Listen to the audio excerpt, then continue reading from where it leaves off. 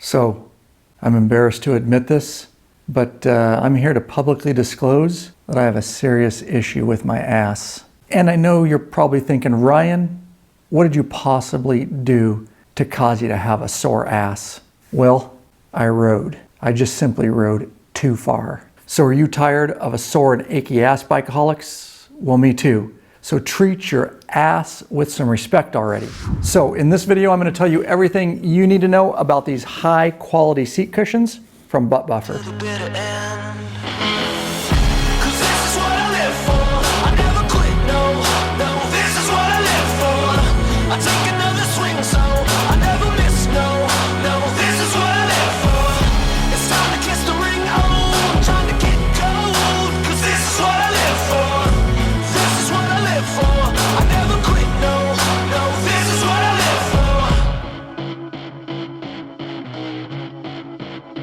So what's the damage? If you got bones with what I said, I didn't plan this, but I'll keep going till I'm dead. I don't need company.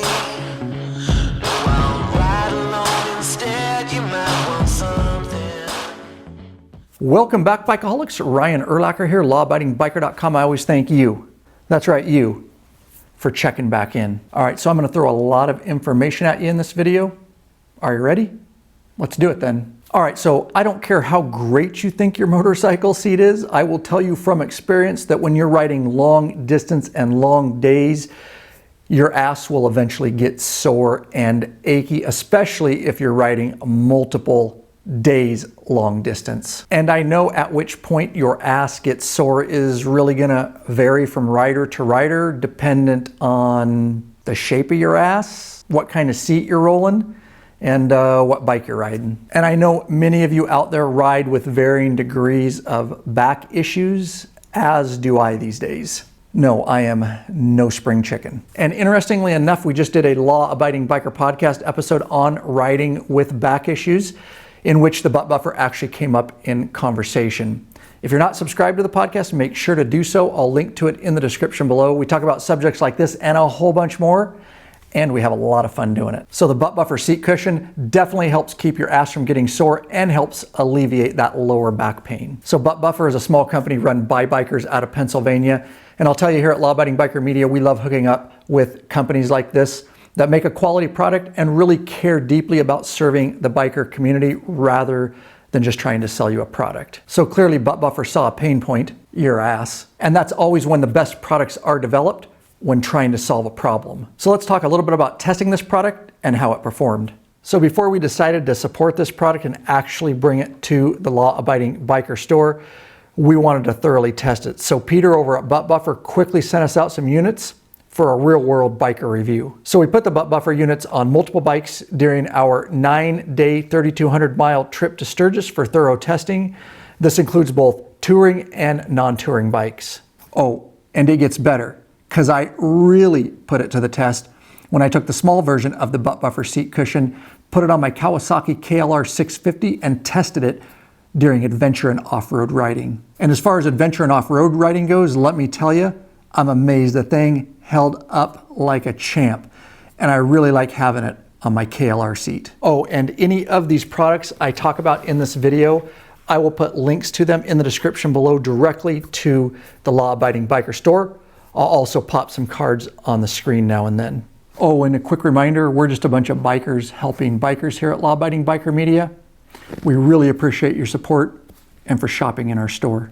So what I've learned is the super thin hospital grade seat cushion is made of solid and elastic materials. In fact, the materials used were originally designed for hospital use to prevent bed sores. And of course, that's why the Butt Buffer here can alleviate pressure points and promote circulation, which is super important for long distance riding. And unlike those gel and air pads, if the Butt Buffer is punctured, it won't leak and it will not freeze like the gel will. And worth noting, the Butt Buffer will not slide around once on your seat, because if you look at the bottom here, it's literally got a really, really grippy feel, and it's got an interesting pattern, almost like a bunch of individual rubber beads, for lack of better description. And the Butt Buffer fits all motorcycles, literally installs in seconds and easily cleans because each one has a Velcro top.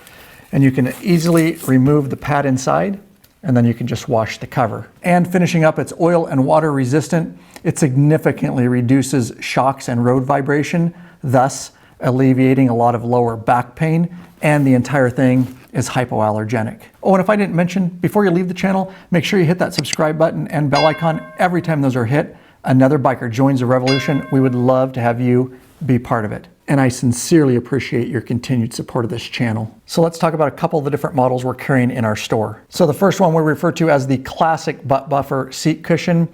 And what makes it the classic is basically the material that's used, the portion that you actually sit on.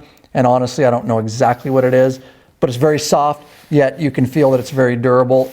Almost has just a little bit of a velvet feel to it. Now the other model is what we call the Pebble Polymer butt buffer seat cushion.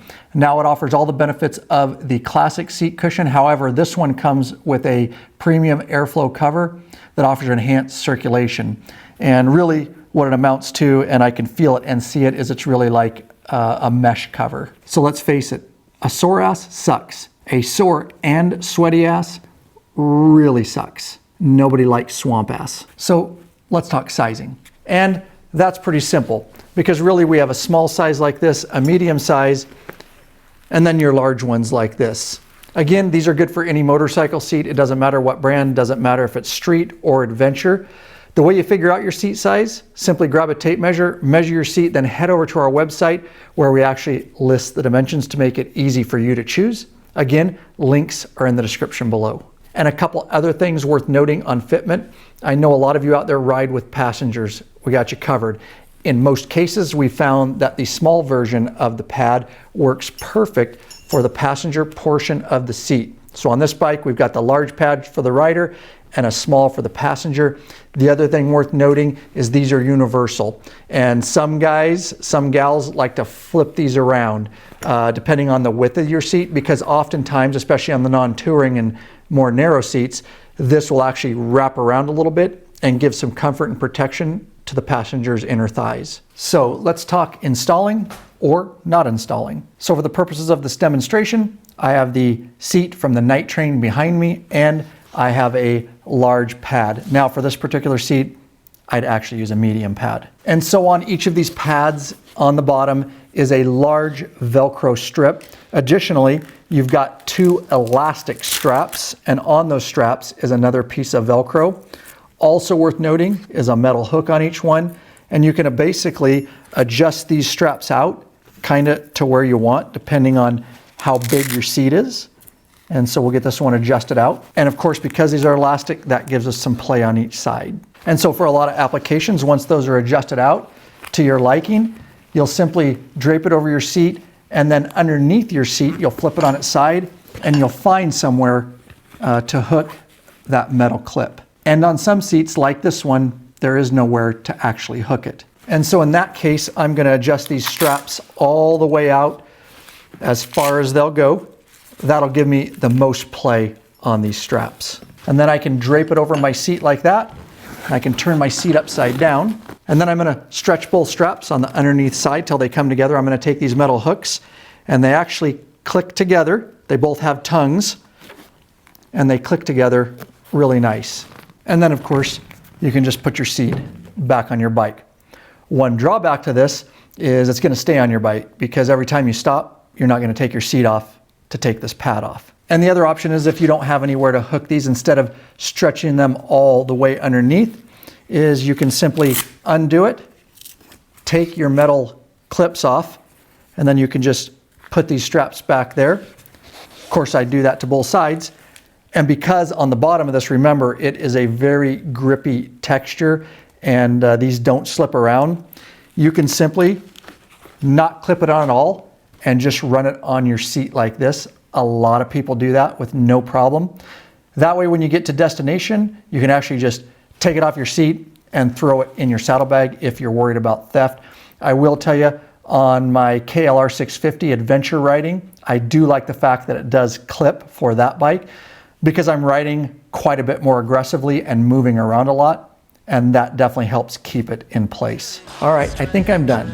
No more excuses for riding with a sore and achy ass. I'm gonna pop some videos on the screen here. Check them out before you leave the channel. Thanks for watching. Peace.